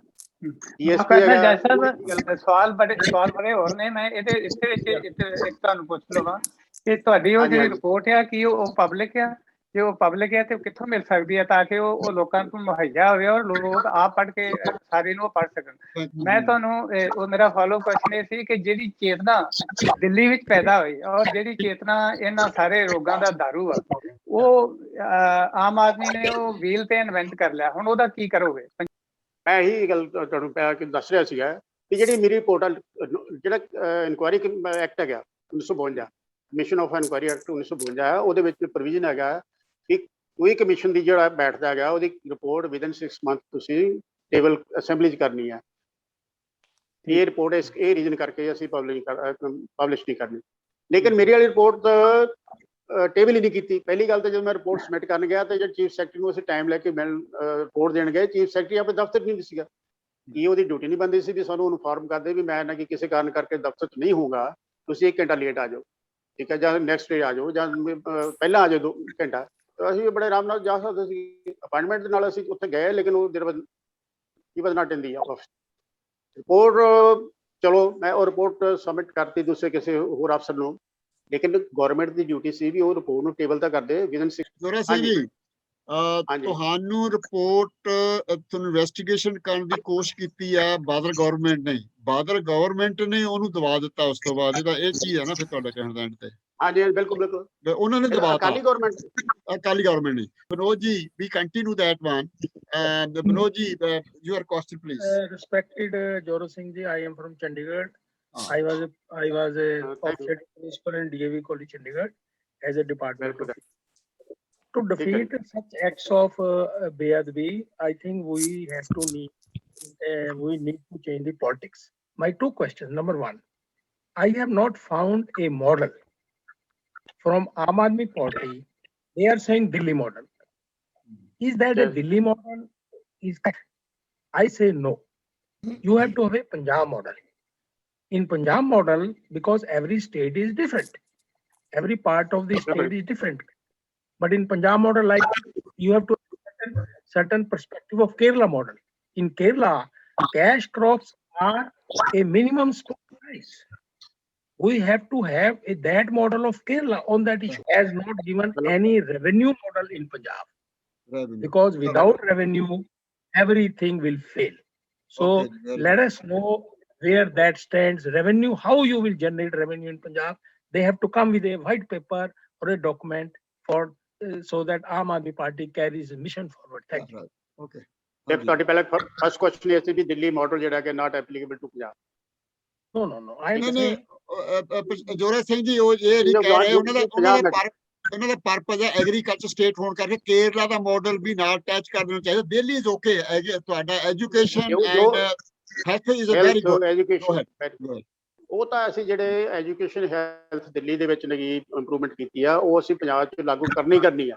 ਉਸ ਤੋਂ ਇਲਾਵਾ ਜਿਹੜੇ ਪੰਜਾਬ ਦੀਆਂ ਡਿਫਿਕਲਟੀਆਂ ਜਿਵੇਂ ਐਗਰੀਕਲਚਰ ਦੀ ਹੈਗੀ ਆ, ਐਗਰੀਕਲਚਰ ਵਾਸਤੇ ਜਿਹੜੇ ਰੈਵਨਿਊ ਜਨਰੇਟ ਕਰਨ ਦੀ ਗੱਲ ਕਰਦੇ ਆ, ਮੈਂ ਆਲਰੇਡੀ ਪਹਿਲਾਂ ਦੱਸ ਚੁੱਕਾ, ਜਿੰਨੇ ਮਾਫੀ ਹੈਗੇ ਆ ਰੈਵਨਿਊ ਤਾਂ ਉਹ ਖਾ ਰਹੇ ਹੈਗੇ ਆ। ਕੇਬਲ ਮਾਫੀਆ, ਟਰਾਂਸਪੋਰਟ ਮਾਫੀਆ, ਤੁਸੀਂ ਪੰਜਾਬ ਸੈਂਡ ਲੈਂਡ, ਇਹ ਮਾਫੀਆ ਇਹਨੂੰ ਆਪਰੇਟ ਕਰ ਰਹੇ ਆ ਜਿਹੜੇ ਕਿ ਲੀਡਰ ਹੈਗੇ ਸਾਡੇ। ਜਿਹੜੇ ਇੱਕ ਪਰਮਿਟ ਦੇ ਉੱਤੇ ਕਈ ਬੱਸਾਂ ਚੱਲਦੀਆਂ ਪਈਆਂ ਹੈਗੀਆਂ, ਉਹਦੇ ਚ ਕੋਈ ਚੈੱਕ ਕੋਈ ਨਹੀਂ ਹੈ। ਮੈਂ ਇਹੀ ਪਹਿਲਾਂ ਕਹਿ ਚੁੱਕਾ ਵੀ ਇਹ ਸਿਸਟਮ ਸਾਡਾ ਕਰਪਟ ਹੋ ਚੁੱਕਾ। ਤੁਹਾਡੇ ਚ ਕੋਈ ਬਿੱਲ ਪਾਸ ਹੋਣੀ ਚਾਹੀਦੀ ਹੈ ਇਹਨੂੰ ਕੰਟਰੋਲ ਕਰਨ ਵਾਸਤੇ। ਇਹ ਜਿੰਨੇ ਮਾਫੀ ਹੈਗੇ ਆ ਇਹ ਇਹਨਾਂ ਦੇ ਕ੍ਰੀਏਟ ਕੀਤੇ ਆ, ਜਿਹੜੇ ਲੀਡਰ ਆ ਇਹਨਾਂ ਦੇ ਕ੍ਰੀਏਟ ਕੀਤੇ ਆ। ਸਾਡੀ ਗਵਰਨਮੈਂਟ ਆਈ, ਅਸੀਂ ਬਿਲਕੁਲ ਟੋਟਲੀ ਬੰਦ ਕਰ ਦੇਣੇ ਸਾਰੇ। ਐਕਸਾਈਜ਼ ਦੇ ਵਿੱਚ ਕਾਰਪੋਰੇਸ਼ਨ ਬਣਾਵਾਂਗੇ, ਦੂਸਰੇ ਮਤਲਬ ਲੈਂਡ ਬਾਰੇ, ਟਰਾਂਸਪੋਰਟ ਬਾਰੇ, ਇਹ ਸਾਰੇ ਅਸੀਂ ਬਣਾ ਕੇ ਸਾਰੀਆਂ ਸਕੀਮਾਂ ਨਾ ਕਿ ਸਕੀਮ ਜਿਹੜੀ ਹੈਗੀ ਆ, ਜਿਹੜੀ ਇਹ ਤੁਹਾਡੇ ਨਾ ਆਪਣੇ ਪਾਲਿਸੀ ਆ, ਇਹ ਪਾਲਿਸੀਆਂ ਜਿਹੜੀਆਂ ਬਣਾਉਂਦੇ ਹੈਗੇ ਆ, ਇਹ ਪਾਲਿਸੀਆਂ ਬਣਾਉਂਦੇ ਗਏ ਆ ਵੀ ਇਹਨਾਂ ਵਿੱਚੋਂ ਪੈਸੇ ਕਿੰਨੇ ਖੱਟ ਜਾਣ, ਨਾ ਕਿ ਇਹ ਪਾਲਿਸੀ ਬਣਾਉਂਦੇ ਆ ਵੀ ਪਬਲਿਕ ਦਾ ਬੈਨੀਫਿਟ ਕਿਵੇਂ ਹੋਵੇ। ਇਹ ਜਿਹੜੇ ਮਾਫੀ ਹੈਗੇ ਆ, land mafia, cable mafia, transport mafia, liquor mafia, ਇਹ ਅਸੀਂ ਡਿਫਰੈਂਟ ਕਾਰਪੋਰੇਸ਼ਨ ਬਣਾ ਕੇ ਉਹ ਚੋਂ ਰੈਵਨਿਊ ਜਨਰੇਟ ਕਰਾਂਗੇ। ਔਰ ਜਿਹੜੀ ਖੇਤੀ ਦਾ ਤੁਸੀਂ ਗੱਲ ਕਰ ਰਹੇ ਆ, ਖੇਤੀ ਦੇ ਵਿੱਚ ਜਿਹੜੀ ਆ ਉਹ ਜਿਹੜੀ ਉਹਨਾਂ ਨੂੰ ਫੈਸਿਲਿਟੀ ਦਿੱਤੀ ਜਾਣਗੀਆਂ ਵੀ ਜਿਹੜਾ ਉਹਨਾਂ ਦਾ ਸੀਡ ਦੇ ਉੱਤੇ ਜਿੰਨੇ ਵੀ ਜਿਹੜਾ ਰਿਕੁਆਇਰਮੈਂਟ ਆ ਫਾਰਮਰ ਨੂੰ ਆਪਣੀ ਖੇਤੀ ਵਾਸਤੇ, ਉਹਦਾ ਪੂਰਾ ਲੱਗੀ ਮਤਲਬ ਦੇਖਿਆ ਜਾਏਗਾ ਵੀ ਇਹਨੂੰ ਕਿਸ ਤਰ੍ਹਾਂ ਇੰਪਰੂਵ ਕਰਨਾ। ਇਹ ਇੱਕ ਸਿਸਟਮ ਬਣਾਇਆ ਜਾਏਗਾ। ਆਮ ਆਦਮੀ ਪਾਰਟੀ ਆਏਗੀ ਸਾਡੀ ਤੇ ਅਸੀਂ ਸਾਰਾ ਲੱਗੀ ਬੈਠ ਕੇ ਡਿਸਾਈਡ ਕਰਨਾ ਇਹਨੂੰ ਇੰਪਰੂਵ ਕਿਵੇਂ ਕਰਨਾ। ਔਰ ਜੋਰਾ ਸਿੰਘ ਜੀ, ਉਹਨਾਂ ਦਾ ਕੁਐਸਚਨ ਹੋਰ ਹੈਗਾ, ਜਿੰਨੇ ਵੀ ਲੋਕ ਲੀਡਰ ਪੁਰਾਣੇ ਬੈਠੇ ਨੇ ਉਹ ਬਸ ਇਸ ਤਰ੍ਹਾਂ ਗੱਲਾਂ ਬਾਤਾਂ ਹੀ ਕਰੀ ਜਾਂਦੇ। ਇਹਨਾਂ ਦਾ ਪਰਪਸ ਕਹਿਣ ਦਾ ਕਿ ਤੁਹਾਡੇ ਕੋਲੇ ਕੋਈ ਨਾ ਕੋਈ ਸਾਰੇ ਐਜੂਕੇਟਡ ਆ, ਦੇਖੋ ਤੁਹਾਨੂੰ ਪਤਾ ਹੋਣਾ ਚਾਹੀਦਾ ਰੈਵਨਿਊ ਕਿੰਨਾ ਅਸੀਂ ਐਕਸਪੈਂਡ ਐਜੂਕੇਸ਼ਨ ਤੇ ਕਰਨਾ, ਕਿੰਨਾ ਅਸੀਂ ਇਹ ਕਰਾਂਗੇ, ਕਿੰਨਾ ਰੈਵਨਿਊ ਜਨਰੇਟ ਕਰਦੇ ਆ। ਜਿੱਦਾਂ ਅਮਰੀਕ ਸਿੰਘ ਜਿੱਦੂ ਉਹੀ ਗੱਲ ਹੈ ਵੀ ਉਹ ਸਾਰੇ ਸਿਸਟਮ ਤੇ ਐਜੂਕੇਸ਼ਨ ਦਾ। ਜੋਰਾ ਸਿੰਘ ਜੀ, ਹਾਂਜੀ ਜਿਹੜਾ ਸਿੱਧੂ ਸਾਹਿਬ ਨੇ ਕਿਹਾ ਵੀ ਜਿਹੜਾ ਮਾਈਨਿੰਗ ਮਾਫੀਆ ਹੈ, ਅਸੀਂ ਇਹਦੇ ਚੋਂ 20,000 ਕਰੋੜ ਦਾ ਰੈਵਨਿਊ ਜਨਰੇਟ ਕਰਾਂਗੇ। ਈਵਨ ਟੂ ਲਿਕਰ ਮਾਫੀਆ ਹੈ, ਇਹਦੇ ਚੋਂ ਅਸੀਂ ਇੰਨਾ ਜਨਰੇਟ ਕਰਾਂਗੇ। ਤੁਸੀਂ ਵੀ ਇੱਕ ਮਾਡਲ ਇਕਨੋਮਿਸਟਾਂ ਦੀ ਕਮੇਟੀ ਚਾਹੀਦਾ ਤਾਂ ਕਿ ਕੰਪੀਟੀਟਿਵ ਪੋਲਿਟਿਕਸ ਕਾਂਗਰਸ ਦੇ ਨਾਮ ਆਦਮੀ ਪਾਰਟੀ ਮੈਂ ਇਹੀ ਇਹ ਕਰ ਰਿਹਾ ਵੀ ਜਿੰਨੇ ਮਾਫੀ ਹੈਗੇ ਆ ਇਹਨਾਂ ਨੂੰ ਅਸੀਂ ਸਾਰਿਆਂ ਨੂੰ ਕਾਰਪੋਰੇਸ਼ਨ ਅਸੀਂ ਆਪਣੇ ਜਿਹੜੇ ਪੋਲੀਟੀਕਲ ਜਿਹੜੇ ਹੈਗੇ ਨਾ ਐਕਸਪਰਟ ਨੂੰ ਕਮੇਟੀ ਬਣਾ ਕੇ ਉਹਨਾਂ ਦੀ ਸੁਜੈਸ਼ਨ ਲੈ ਕੇ ਉਸ ਦੇ ਮੁਤਾਬਕ ਅਸੀਂ ਆਪਣੀ ਪਾਲਿਸੀ ਬਣਾਣੀ। ਨਹੀਂ ਪਹਿਲਾਂ ਸਰ ਤੁਸੀਂ ਜੇ ਤੁਸੀਂ ਪਹਿਲਾਂ ਇੱਕ ਰੈਵਨਿਊ ਜਨਰੇਸ਼ਨ ਦਾ ਇੱਕ ਮਾਡਲ ਦਿਓਗੇ ਨਾ ਇਲੈਕਸ਼ਨ ਤੋਂ ਪਹਿਲਾਂ। ਪਹਿਲਾਂ ਦੀ ਗੱਲ ਕਰ ਰਹੇ ਜੀ ਇਹ ਅਸੀਂ ਜਿਹੜੇ ਮੈਨੀਫੈਸਟੋ ਵਿੱਚ ਸਾਰੀਆਂ ਗੱਲਾਂ ਅਸੀਂ ਕੰਸੀਡਰ ਕਰਕੇ ਉਹ ਚ ਲਿਖਣੀਆਂ। ਓਕੇ ਮੈਨੂੰ procedure ਬਨੋਦ ਜੀ ਤਿਆਰ ਆ ਗਿਆ ਇਹਨਾਂ ਦਾ ਆਨਸਰ ਆ ਗਿਆ ਤੁਹਾਡਾ। ਬਲਜੀਤ ਜੀ ਹਾਂਜੀ ਮੇਰਾ ਕੁਐਸਚਨ ਇਹ ਹਾਂ- ਹੈਗਾ ਜੀ ਕਿ ਲੋਕ ਜਦੋਂ ਆਪਾਂ ਇੱਕ ਨਵੀਂ ਲਹਿਰ ਲੈ ਕੇ ਆਉਂਦੇ ਆ, ਲੋਕ ਹੋਲ ਹਾਰਟedly ਤੁਹਾਨੂੰ ਸਪੋਰਟ ਕਰਦੇ ਆ। ਅਸੀਂ ਜਿਹੜੀ ਤੁਸੀਂ ਗੱਲ ਕੀਤੀ ਸੀ ਕਿ ਫਰੋਮ 70 to 20 ਦੇ ਵਿੱਚ ਜਿਹੜਾ ਪੰਜਾਬ ਹੈਗਾ ਉਹ ਬਿਲਕੁਲ ਆਈ ਵਿਲ ਸੇ ਕਿ 100 years ਬੈਕ ਚਲਿਆ ਗਿਆ। ਸੋ ਅਸੀਂ ਉਸੇ ਟਾਈਮ ਦੀ ਜਨਰੇਸ਼ਨ ਹੈ, ਅਸੀਂ ਉਹ ਸਾਰਾ ਕੁਝ 70 ਤੋਂ ਇੱਥੋਂ ਤੱਕ ਆ ਕੇ ਆਪਣੀ ਜਵਾਨੀ ਤੋਂ ਲੈ ਕੇ ਹੁਣ ਅਸੀਂ 올ਡ ਏਜ ਤੱਕ ਪਹੁੰਚ ਚੁੱਕੇ ਹਾਂ। ਅਸੀਂ ਇਹੀ ਦੇਖਦੇ ਆ ਰਹੇ ਹਾਂ ਕਿ ਪੰਜਾਬ ਕਿੱਥੋਂ ਕਿੱਥੇ ਤੱਕ ਪਹੁੰਚਿਆ। ਸੋ ਜਿਹੜੀਆਂ ਨਵੀਆਂ ਪਾਰਟੀਆਂ ਜਦੋਂ ਆਉਂਦੀਆਂ ਸਾਨੂੰ ਬੜੀ ਹੋਪ ਹੁੰਦੀ ਹੈ, ਅਸੀਂ ਬੜਾ ਸਮਝਦੇ ਹਾਂ ਕਿ ਪੂਰੀ ਹੋਲ ਹਾਰਟedly ਜੋ ਅਸੀਂ ਬਾਹਰ ਸਿਸਟਮ ਦੇਖ ਰਹੇ ਹਾਂ ਉਹਨੂੰ ਅਸੀਂ ਇੰਪਲਾਈ ਕਰਨਾ ਚਾਹੁੰਦੇ ਹਾਂ ਪੰਜਾਬ ਦੇ ਵਿੱਚ। ਅਸੀਂ ਚਾਹੁੰਦੇ ਹਾਂ ਕਿ ਸਾਡੇ ਭੈਣ ਭਰਾ ਬਹੁਤ ਸੋਹਣੀ ਉਹਨਾਂ ਦੀ ਲਾਈਫ ਹੋਵੇ, ਸਾਡੇ ਵਰਗੀ ਲਾਈਫ ਹੋਵੇ। ਸੋ ਅਸੀਂ ਉਹਨੂੰ ਸਪੋਰਟ ਕਰਦੇ ਹਾਂ। ਸੋ ਪਰ ਹੁੰਦਾ ਕੀ ਹੈ ਕਿ ਜਦੋਂ ਉਹ ਪੂਰੀ ਸਪੋਰਟ ਤੋਂ ਬਾਅਦ ਜਦੋਂ ਉਹ ਆਪੋਜੀਸ਼ਨ ਦੇ ਵਿੱਚ ਆ ਕੇ ਬੈਠਦੇ ਆ, ਉਹ ਮੁੜ ਕੇ ਆਪਸ ਦੇ ਵਿੱਚ ਲੜਨਾ ਸ਼ੁਰੂ ਹੋ ਜਾਂਦੇ ਜਾਂ ਦੂਜੀਆਂ ਪਾਰਟੀਆਂ 'ਚ ਜਾ ਕੇ ਚਲੇ ਜਾਂਦੇ ਆ। ਲੋਕਾਂ ਦਾ ਵਿਸ਼ਵਾਸ ਕਿੱਦਾਂ ਪੈਦਾ ਕਰੋਗੇ ਤੁਸੀਂ ਕਿ ਤੁਸੀਂ ਜਿਹੜੇ ਕਿਸੇ ਪਾਰਟੀ ਦੇ ਵਿੱਚ ਤੁਸੀਂ ਆ ਰਹੇ ਹੋ ਤਾਂ ਜਦੋਂ ਤੱਕ ਤੁਸੀਂ ਉਹ ਖਤਮ ਨਹੀਂ ਹੁੰਦਾ ਤੁਹਾਡਾ ਜਿਹੜੀ ਟੈਨਿਓਰ ਹੈਗੀ ਹੈ, ਉਸ ਤੋਂ ਪਹਿਲਾਂ ਤੁਸੀਂ ਪਾਰਟੀ ਨਹੀਂ ਚੇਂਜ ਕਰ ਸਕਦੇ। ਕੋਈ ਐਦਾਂ ਦਾ ਸਿਸਟਮ ਬਣਾ ਸਕਦੇ ਹੋ ਕਿ ਜਿਹਦੇ ਨਾਲ ਤੁਹਾਨੂੰ ਸਾਨੂੰ ਇਹ ਯਕੀਨ ਹੋਵੇ ਕਿ ਹਾਂ ਜਿਹੜੇ ਨੂੰ ਅਸੀਂ ਜਿਹੜੇ ਬੇਸ ਤੇ ਤੁਸੀਂ ਵੋਟਾਂ ਲੈ ਕੇ ਉੱਥੇ ਪਹੁੰਚੇ ਹੋ, ਜਿਹਦੇ ਬੇਸ ਤੇ ਤੁਹਾਨੂੰ ਲੋਕਾਂ ਨੇ ਵੋਟਾਂ ਪਾਈਆਂ, you are responsible for that, you are answerable for that. So ਉਸ ਮੈਡਮ ਜੀ ਐਸਟੈਬਲਿਸ਼ ਕਰ ਸਕਦੇ ਹਾਂ। ਦੇਖੋ ਮੈਡਮ ਜੀ, ਆਲਰੇਡੀ ਐਂਟੀ ਡਿਫੈਕਸ਼ਨ ਲਾ ਹੈਗਾ ਪੰਜਾਬ ਦੇ ਵਿੱਚ। ਸਾਡੇ ਜਿਹੜੇ ਆਮ ਆਦਮੀ ਪਾਰਟੀ ਦੇ ਕਈ ਐਮਐਲਏ ਸੀਗੇ ਉਹ ਡਿਫੈਕਟ ਕਰ ਗਏ, ਦੂਜੇ ਪਾਰਟੀ ਜੁਆਇਨ ਕਰ ਗਏ, ਲੇਕਿਨ ਉਹਨਾਂ ਦਾ ਰੈਜੀਗਨੇਸ਼ਨ ਜਿਹੜਾ ਪੇਪਰ ਸਬਮਿਟ ਕੀਤੇ ਗਏ ਹਾਲ ਤੱਕ ਡਿਸਾਈਡ ਨਹੀਂ ਹੋਏਗਾ। ਕਿਉਂ ਨਹੀਂ ਹੋਏਗੇ? ਇਹਨਾਂ ਦਾ ਮੋਟਿਵ ਹੀ ਜਿਹੜਾ ਇਹੀ ਮੈਂ ਕਹਿ ਰਿਹਾ ਵੀ ਕੋਈ ਐਕਸ਼ਨ ਨਹੀਂ ਹੈ, ਇਹਨਾਂ ਦੇ ਬਿੱਲ ਪਾਵਰ ਹੀ ਨਹੀਂ ਗੀ। ਇੱਕ ਆਦਮੀ ਆਮ ਆਦਮੀ ਪਾਰਟੀ ਵੱਲੋਂ ਜਾਂ ਕਾਂਗਰਸ ਪਾਰਟੀ ਵੱਲੋਂ ਕਿ ਇਲੈਕਟ ਹੋ ਕੇ ਆਉਂਦਾ, ਕਿਸੇ ਡਿਫਰੈਂਸ ਕਰਕੇ ਉਹ ਨਹੀਂ ਉਹ ਪਾਰਟੀ ਨਾਲ ਚੱਲਦਾ ਹੈਗਾ, ਉਹ ਰੈਜੀਗਨੇਸ਼ਨ ਸਬਮਿਟ ਕਰਦਾ ਕਿ ਜਿਹੜੀ ਸਪੀਕਰ ਸਾਹਿਬ ਹੈ ਜਾਂ ਜੋ ਕੰਪੀਟੈਂਟ ਅਥਾਰਟੀ ਹੈ ਉਹਦੀ ਡਿਊਟੀ ਨਹੀਂ ਬਣਦੀ ਵੀ ਉਹ ਇਮੀਡੀਏਟਲੀ ਐਕਸੈਪਟ ਕਰੇ ਤੇ ਉਹਨੂੰ ਕਹੇ ਠੀਕ ਹੈ ਜੀ ਪਾਰਟੀ ਦੇ ਤੂੰ ਆਪਣੇ ਇਸ ਪਾਰਟੀ ਦੇ ਵਿੱਚੋਂ ਨਹੀਂ, ਮਤਲਬ ਤੈਨੂੰ ਡਿਫਰੈਂਸ ਹੈਗੇ ਆ ਇਸ ਪਾਰਟੀ ਦੀ ਆਈਡੀਓਲੋਜੀ ਨਾਲ ਲਈ ਤੂੰ ਐਗਰੀ ਕਰਦਾ ਤਾਂ ਠੀਕ ਹੈ ਹੁੰਦਾ ਕਿ ਦੁਬਾਰਾ ਇਲੈਕਸ਼ਨ ਲੜ ਤੈਨੂੰ ਜੇ ਤੇਰੀ ਬਹੁਤ ਵਧੀਆ ਰੈਪੂਟੇਸ਼ਨ ਹੈ। ਠੀਕ ਹੈ, ਇਹ ਸਾਡੇ ਜਿਹੜੇ ਲੀਡਰਾਂ ਦੇ ਵਿੱਚ ਵੈਲ ਪਾਵਰ ਹੀ ਨਹੀਂ ਗੀ। ਠੀਕ ਹੈ, ਜੋ ਦੂਸਰੀ ਗੱਲ ਹੈਗੀ ਆ ਸਾਰੇ ਮਹਿਕਮੇ ਡਿਫਰੈਂਟ ਡਿਪਾਰਟਮੈਂਟਸ ਹੈਗੇ ਆ, ਉਹਨਾਂ ਦੇ ਵਿੱਚ ਸਾਰੇ EMPLOYEES ਮਾੜੇ ਨਹੀਂ ਗੇ, ਬਹੁਤ ਅੱਛੇ ਹੈਗੇ। ਪਰ ਜਿਹੜੇ ਲੀਡਰ ਹੈਗੇ ਆ ਉਹਨਾਂ ਨੂੰ ਪ੍ਰੈਸ਼ਰਾਈਜ਼ ਕਰਦੇ ਆ ਵੀ ਤੁਸੀਂ ਸਹੀ ਤਰੀਕੇ ਨਾਲ ਨਹੀਂ ਕੰਮ ਕਰਦਾ, ਉਹਨਾਂ ਦੇ ਮੁਤਾਬਕ ਜੋ ਅਸੀਂ ਕਹਿੰਦੇ ਉਸ ਤਰ੍ਹਾਂ ਕੰਮ ਕਰੋ। ਲੇਕਿਨ ਸਾਡੀ ਪਾਰਟੀ ਪਾਵਰ ਚਾਹੁੰਦੀ ਆ, ਅਸੀਂ ਜਿੰਨੇ ਵੀ ਅਫਸਰ ਆ ਜੋ ਵੀ ਆ ਪੀਏ ਤੋਂ ਲੈ ਕੇ ਹੈਡ ਆਫ ਦੀ ਡਿਪਾਰਟਮੈਂਟ ਤੱਕ ਉਹਨਾਂ ਨੂੰ ਪੂਰੀ ਅਸੀਂ ਖੁੱਲੀ ਛੁੱਟੀ ਦੇਵਾਂਗੇ ਵੀ ਆਪਣੇ ਲੀਗਲੀ ਕੰਮ ਕਰੋ, ਜੋ ਨਾ ਕਿ ਕਾਨੂੰਨ ਆ ਉਹਦੇ ਮੁਤਾਬਕ ਕੰਮ ਕਰੋ, ਕੋਈ ਕਰਪਸ਼ਨ ਵਾਲੀ ਗੱਲ ਨਹੀਂ, ਉਹ ਤੇ ਕੋਈ ਐਕਸ਼ਨ ਨਹੀਂ ਆਏਗਾ। ਜਿਹੜਾ ਓਨੈਸਟਲੀ ਕੰਮ ਕਰੇਗਾ ਉਹ ਤੇ ਕੋਈ ਐਕਸ਼ਨ ਨਹੀਂ ਆਏਗਾ, ਉਹਨੂੰ ਅਸੀਂ ਆਨਰ ਕਰਾਂਗੇ।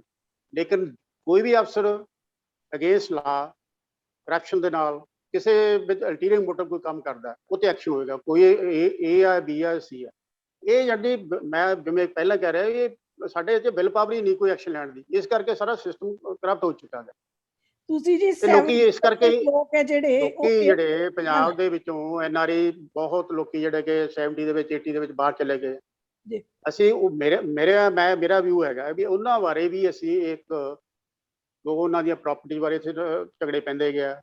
ਲੋਕੀ ਕਈ ਮੈਰਿਜ ਕਰਾ ਕੇ ਬਾਹਰ ਚਲੇ ਜਾਂਦੇ ਆ, ਲੜਕੀ ਤੇ ਜਾਂਦੇ, ਕਈ ਲੜਕੀਆਂ ਇੱਧਰੋਂ ਮੈਰਿਜ ਕਰਾ ਕੇ ਬਾਹਰ ਚਲੀ ਜਾਂਦੇ ਆ, ਉਹ ਲੜਕਾ ਇੱਧਰ ਮਤਲਬ ਚੱਕਰ ਮਤਲਬ ਰੌਲਾ ਪਾ ਰਿਹਾ ਮੇਰੇ ਨਾਲ ਠੱਗੀ ਹੋਈ ਹੈ।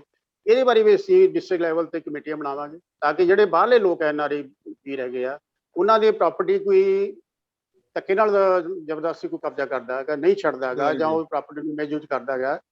ਔਰ ਮੈਰਿਜ ਦੇ ਵਿੱਚ ਮੈਰਿਜ ਬਾਰੇ ਉਹਨਾਂ ਬਾਰੇ ਅਸੀਂ ਕਮਿਸ਼ਨ ਬਿਠਾਵਾਂਗੇ, ਉਹ ਕਮਿਸ਼ਨ ਉਹਨਾਂ ਦੇ ਬਿਹਾਫ ਤੇ ਨਾ ਕਿ ਪਰਸੂ ਕਰਾਂਗਾ, ਉਹਨਾਂ ਦਾ ਜਿਹੜਾ ਜੋ ਉਹਨਾਂ ਦਾ ਰਾਈਟ ਆ ਉਹਨੂੰ ਪਰਸੂ ਕਮਿਸ਼ਨ ਕਰੂਗਾ। ਇੱਕ ਲਾਈਨ ਮੈਂ ਜਿਹੜੇ ਮੈਰਿਜ ਬਾਰੇ ਆ ਜੇ ਚੱਕਰ ਮਤਲਬ ਜੇ ਲੜਕੀਆਂ ਨੂੰ ਮੈਰਿਜ ਕਰਕੇ ਬਾਹਰ ਚਲੇ ਜਾਂਦੇ ਆ, ਕੋਈ ਲੜਕੀ ਮੈਰਿਜ ਕਰਕੇ ਆਦਮੀ ਇੱਥੇ ਰਹਿ ਜਾਂਦਾ, ਉਹਦਾ ਡਿਸਪਿਊਟ ਆ, ਉਹਦੇ ਬਾਰੇ ਅਸੀਂ ਮੈਰਿਜ ਜਿਹੜੀ ਉਹਨਾਂ ਦੀ ਕੰਪਲਸਰੀ ਰਜਿਸਟਰ ਕਰਾਂਗੇ। ਔਰ ਉਸ ਕੰਟਰੀ ਦੇ ਜਿਹੜਾ ਐਮਬੈਸੀ ਆ ਅਸੀਂ ਉਹਨੂੰ ਨਾ ਕੀ ਭੇਜਾਂਗੇ ਵੀ ਤੁਸੀਂ ਇਹ ਲੜਕਾ ਹੈ ਇਹਨੇ ਇੱਥੇ ਮੈਰਿਜ ਕਰਾਈ ਹੈ ਤੇ ਆਲਰੇਡੀ ਤਾਂ ਨਹੀਂ ਮੈਰਿਡ, ਉਹ ਤੇ ਐਕਸ਼ਨ ਲੈ।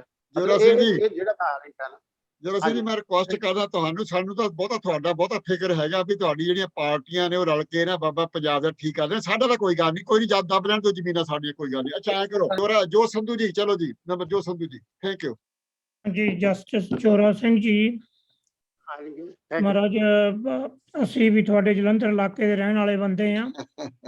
ਹਾਂਜੀ ਹਾਂਜੀ, ਪਰ ਗੱਲ ਇਦਾਂ ਆ ਬਈ ਪੰਜਾਬ ਦੇ ਵਿੱਚ ਨਾ ਬੜੀ ਅਨਰੈਸਟਫੁਲ ਸਿਚੁਏਸ਼ਨ ਹੈ ਇਸ ਵੇਲੇ। ਬਿਲਕੁਲ ਠੀਕ। ਪਾਰਟੀਆਂ ਤਿੰਨੇ ਹੀ ਪਾਰਟੀਆਂ ਇਸ ਵੇਲੇ ਸਟਰਗਲ ਕਰ ਰਹੀਆਂ ਕਿ ਕਿਹੜੀ ਵਨ ਵਿਲ ਬੀ ਵਿਨਰ।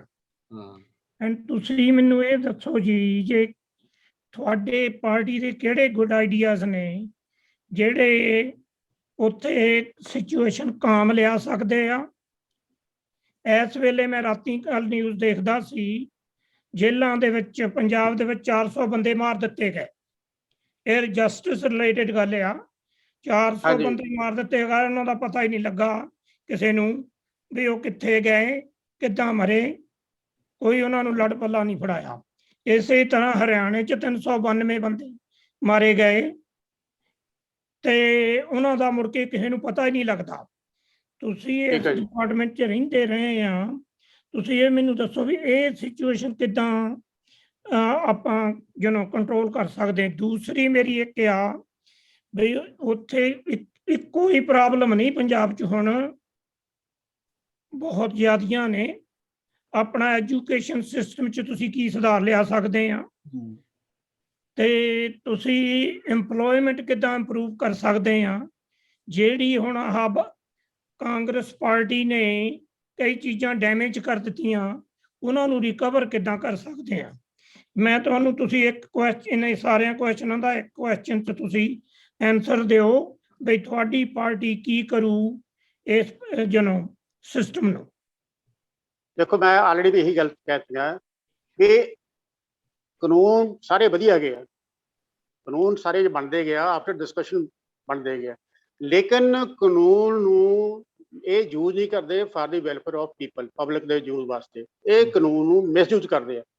ਜੋ ਵੀ ਆਫਿਸਰ, ਜੋ ਵੀ ਅਥਾਰਟੀ ਹੈਗੀ ਆ, ਉਹਦਾ ਮੇਨ ਪਰਪਜ਼ ਹੈਗਾ ਜਿਹੜੀ ਕਿ ਅਥਾਰਟੀ ਇਨ ਪਾਵਰ ਹੈਗੀ ਆ, ਜੋ ਗੌਰਮੈਂਟ ਪਾਵਰ 'ਚ ਹੈਗੀ ਆ, ਉਹਨੂੰ ਪਲੀਜ਼ ਕਰਨਾ, ਨਾ ਕਿ ਕਾਨੂੰਨ ਨੂੰ ਫੋਲੋ ਕਰਨਾ। ਜਿੰਨੇ ਵੀ DC SSP ਜਿੰਨੇ ਵੀ ਅਫਸਰ ਹੈਗੇ ਆ, ਇਹ ਤੁਸੀਂ ਸਾਰਿਆਂ ਨੂੰ ਪਤਾ ਹੈਗਾ ਵੀ ਕਿਵੇਂ ਲੱਗਦੇ, ਇਹਨਾਂ ਦੀ ਕਿਵੇਂ ਅਪਾਇੰਟਮੈਂਟ ਹੁੰਦੀ ਹੈ, ਔਰ ਕਿਵੇਂ ਉਹ ਅਗੇਂਸਟ ਕੌਨਸ਼ੀਅਸ ਆਪਣੇ ਨਾਲ ਕਿ ਉਹ ਕੰਮ ਕਰਦੇ ਗਿਆ।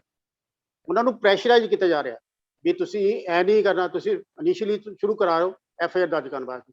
FIR ਦਰਜ ਤਾਂ ਹੋਏਗੀ ਜਿੰਨਾ ਚਿਰ ਤੁਸੀਂ ਉੱਪਰੋਂ ਨਾ ਕਿ ਕਿਸੇ MLA ਮਿਨਿਸਟਰ ਦਾ ਟੈਲੀਫੋਨ ਨਹੀਂ ਜਾਂਦਾ। ਤੁਸੀਂ ਜੋ ਮਰਜ਼ੀ ਚੀਕਾ ਮਾਰੀ ਚਲੋ, ਜੋ ਮਰਜ਼ੀ ਰੌਲਾ ਪਾਈ ਚਲੋ, ਤੁਹਾਡੀ FIR ਹੀ ਨਹੀਂ ਦਰਜ ਹੁੰਦੀ। ਠੀਕ ਹੈ, ਇਹ ਸਿਸਟਮ ਹੀ ਇੰਨਾ ਕਰਪਟ ਹੋ ਚੁੱਕਾ ਹੈ। ਮੈਂ ਨਾ ਕਿ ਇਹ ਕਹਿਣਾ, ਇੱਕ ਦਿਨ ਜਿਹੜਾ ਪੁਲਿਸ ਦਾ, ਪਹਿਲਾਂ ਪੁਲਿਸ ਦਾ ਹੀ ਤਾਂ ਮੈਂ ਤਾਂ ਐਗਜ਼ਾਮਪਲ ਤੁਹਾਨੂੰ ਦੇਣਾ ਚਾਹੁੰਦਾ ਗਿਆ। ਪੁਲਿਸ ਦੇ ਵਿੱਚ ਰੋਜ਼ਨਾਮਚਾ ਲੱਗਦਾ, ਕੋਈ ਆਦਮੀ ਪੁਲਿਸ ਥਾਣੇ 'ਚ ਐਂਟਰ ਕਰਦਾ, ਆਪਣੀ ਰਿਪੋਰਟ ਲਿਖਾਉਣ ਵਾਸਤੇ ਜਾਂਦਾ ਗਿਆ, ਕੋਈ ਵਾਕਿਆ ਬਾਰੇ ਦੱਸਣਾ ਚਾਹੁੰਦਾ ਗਿਆ, ਉਹ ਇੱਕ ਦਿਨ 2 ਦਿਨ ਰੋਜ਼ਨਾਮਚੇ ਨੂੰ ਉਹ ਸਾਈਡ ਰੱਖਦੇ, ਮਤਲਬ ਉਹਨੂੰ ਰੋਕ ਦਿੰਦੇ ਆ, ਫਿਰ ਆਪਣੇ ਮੁਤਾਬਕ ਸਟੋਰੀ ਬਣਾਉਂਦੇ ਗਏ। ਅਸੀਂ ਸਿਸਟਮ ਹੀ ਇਸ ਤਰ੍ਹਾਂ ਕਰਨਾ ਹੈਗਾ ਵੀ ਜੋ ਨਾ ਕੀ ਹੈਗਾ, ਮਤਲਬ ਪੁਲਿਸ ਦੇ ਵਿੱਚ ਐਂਟਰੀ ਹੈਗੀ ਆ, ਉਹਨੂੰ ਮਿੰਟ ਟੂ ਮਿੰਟ ਦਰਜ ਕੀਤੀ ਜਾਵੇ ਆਪਣੇ ਕੰਪਿਊਟਰ ਦੇ ਉੱਤੇ, ਲੈਪਟਾਪ ਉੱਤੇ, ਆਨਲਾਈਨ ਉਹਦੀ ਰਜਿਸਟ੍ਰੇਸ਼ਨ ਹੋਵੇ। ਤੁਹਾਡੀ ਪੁਲਿਸ ਦੇ ਮੁਲਾਜ਼ਮ ਬਾਹਰ ਜਾਂਦੇ ਆ, ਕੀ ਅਸਲਾ ਲੈ ਕੇ ਜਾਂਦੇ ਆ, ਮੁਲਾਜ਼ਮ ਲੈ ਕੇ ਬੈਠਾ ਤਾਂ ਚੰਡੀਗੜ੍ਹ ਹੁੰਦਾ, ਤੇ ਲੇਕਿਨ ਉਹਦੀ ਕਾਰਵਾਈ ਪਈ ਜਾਂਦੀ ਹੈ ਜਲੰਧਰ। ਸ਼ੋਅ ਇਹ ਹੁੰਦਾ ਵੀ ਉਹ ਜਲੰਧਰ ਉਹਨੇ ਕਿਸੇ ਨਾਕੇ ਦੇ ਉੱਤੇ ਨਾਕਾ ਲਾਇਆ, ਉੱਥੇ ਦੇ ਕਿਸੇ ਨੂੰ ਅਰੈਸਟ ਕੀਤਾ, ਬੈਠਾ ਚੰਡੀਗੜ੍ਹ ਹੁੰਦਾ। ਇਹ ਜਿਹੜਾ ਹੈ ਉਹਨਾਂ ਦੀ ਮੂਵਮੈਂਟ ਬਾਰੇ ਜਿਹੜੀ ਹੈ ਉਹਦੇ ਬਾਰੇ ਚੈੱਕ ਕਰਨਾ, ਇਹ ਜਿਹਨਾਂ ਨੂੰ ਗੱਡੀਆਂ ਦਿੱਤੀਆਂ GST ਜਿਹੜਾ ਉੱਤੇ ਲੱਗਣਾ ਸਿਸਟਮ ਹੈਗਾ, ਮੋਬਾਈਲ ਹੈਗੇ ਆ, ਉਹਨਾਂ ਤੋਂ ਇਮੀਡੀਏਟਲੀ ਚੈੱਕ ਹੋ ਸਕਦਾ। ਪਰ ਉਹ ਬਜਾਏ ਕਿ ਜਿਹੜੇ ਹਾਇਰ ਅਥਾਰਟੀ ਜਿਹੜੇ ਉੱਪਰ ਲਿਆ ਉਹਨਾਂ ਦੇ ਚੈੱਕ ਕਰਨ ਦੇ ਬਜਾਏ ਉਹਨਾਂ ਨੂੰ ਸਪੋਰਟ ਕਰਦੇ ਆ। ਮੈਂ ਪਹਿਲਾਂ ਵੀ ਇਹ ਗੱਲ ਕਹੀ, ਸਾਡੀ ਗੌਰਮੈਂਟ ਆਉਣ ਤੇ ਇਹ ਤੇ ਪੂਰਾ ਨਾ ਕਿ ਮਤਲਬ ਚੈੱਕ ਰੱਖਿਆ ਜਾਏਗਾ ਉਹਨਾਂ ਦੀ ਮੂਵਮੈਂਟ ਵਾਸਤੇ, ਉਹਨਾਂ ਦੀ ਐਕਟੀਵਿਟੀਜ਼ ਬਾਰੇ, ਔਰ ਜੋ ਨਾ ਕਿ ਆਪਣੇ ਇਹਨਾਂ ਦੇ ਜਿਹੜੇ ਉੱਪਰੋਂ ਨਾ ਹਾਇਰ ਅਥਾਰਟੀ ਦਾ ਕੰਮ ਦੇ ਵੀ ਉਹ ਕੰਮ ਕਰਨਾ ਨਹੀਂ ਕਰਨਾ, ਇਹ ਬਿਲਕੁਲ ਫ੍ਰੀ ਉਹਨਾਂ ਨੂੰ ਹੈਂਡ ਦਿੱਤਾ ਜਾਏਗਾ।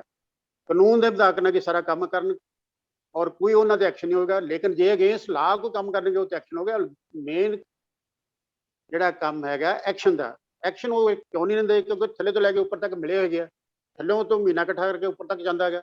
ਐਕਸ਼ਨ ਤਾਂ ਉੱਪਰਲੇ ਤਾਂ ਲੈਣਗੇ ਜੇ ਉਹਨਾਂ ਨੂੰ ਕੋਈ ਥੱਲੇ ਵਾਲੇ ਨੇ ਕੀ ਉਹਨਾਂ ਦੇ ਮੁਤਾਬਕ ਕੰਮ ਨਹੀਂ ਕਰਦੇਗੇ, ਜਿਹੜਾ ਕੰਮ ਨਹੀਂ ਕਰਦਾ ਉਹਦੇ ਖਿਲਾਫ ਐਕਸ਼ਨ ਦਾ, ਜਿਹੜੇ ਉਹਨਾਂ ਦੇ ਮੁਤਾਬਕ ਕੰਮ ਚੱਲਦੇ ਗਿਆ ਉਹਨਾਂ ਤੇ ਕੋਈ ਐਕਸ਼ਨ ਨਹੀਂ ਹੈ, ਉਹ ਜੋ ਮਰਜ਼ੀ ਕੰਮ ਕਰ ਜਾਣ। ਇਸ ਕਰਕੇ ਚੈੱਕ ਬਹੁਤ ਜ਼ਰੂਰੀ ਹੈ, ਜਿਹੜਾ ਲਾ ਦੇ ਵਿੱਚ ਜਿਹੜਾ ਕੰਮ ਕਰਨ ਦੇ ਵਿੱਚ ਚੈੱਕ ਬਹੁਤ ਜ਼ਰੂਰੀ ਹੈਗਾ। ਕਈ ਲਾ ਇਸ ਤਰ੍ਹਾਂ ਦੇ ਹੈਗੇ ਆ, ਤੁਸੀਂ ਰਜਿਸਟਰੀ ਕਰਨੀ ਹੈ, ਰਜਿਸਟਰੀ ਬਾਅਦ ਨਾਲ ਕਿ ਤੁਹਾਡੀ ਮਿਊਟੇਸ਼ਨ ਤੇ ਕਿੰਨਾ ਚੱਕਰ ਪੈਂਦੇ ਜੇ, ਹਾਲਾਂਕਿ ਮਿਊਟੇਸ਼ਨ ਦੀ ਕੋਈ ਵੈਲਿਊ ਨਹੀਂ ਲਾ ਦੇ ਮੁਤਾਬਕ।